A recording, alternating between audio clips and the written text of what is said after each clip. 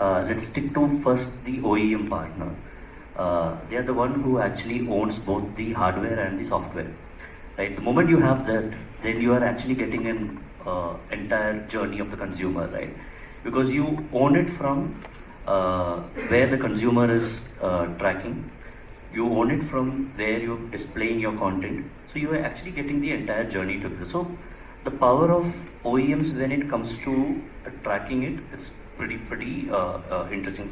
And that's why like Samsungs and LGs, all the leading OEMs are actually driving their own technology to understand what kind of audience crawling happens. So essentially what you're saying, the OEM platforms can provide a lot more data as opposed to OTT platforms on their own. Right, because OEM is actually giving you a consolidated view on the smart television.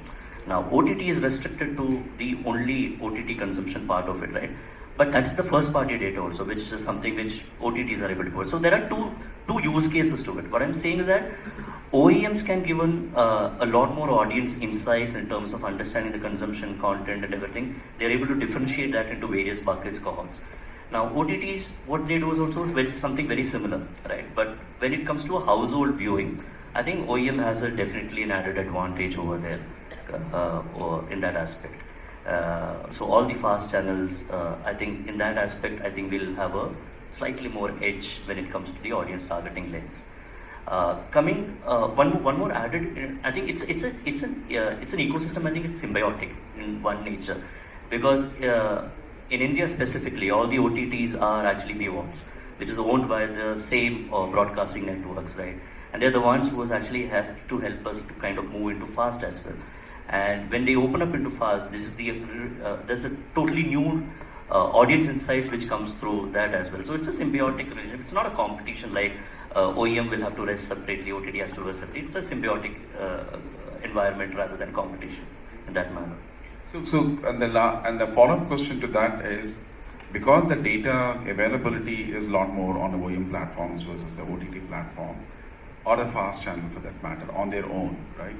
Do you see a CPM chasm between, say, like a OTT platform, OEM platform versus what happens when I say CPM chasm? Is there a difference in CPM numbers that somebody derives from pure fast channel versus being part of an OEM platform? So the thumb rule is that the more you go into a refined level of targeting, obviously there is a surcharge, right? That's a thumb rule which we all see in media. How much of that is getting implemented is something which we all know the fact, right? Because it's largely driven by advertising need from the clients. But the thumb rule is obviously that, yes, they are the ones who is actually able to give more audience insights. Obviously there should be a premium surcharge to that, right? That's something which it's not something which we can run away from.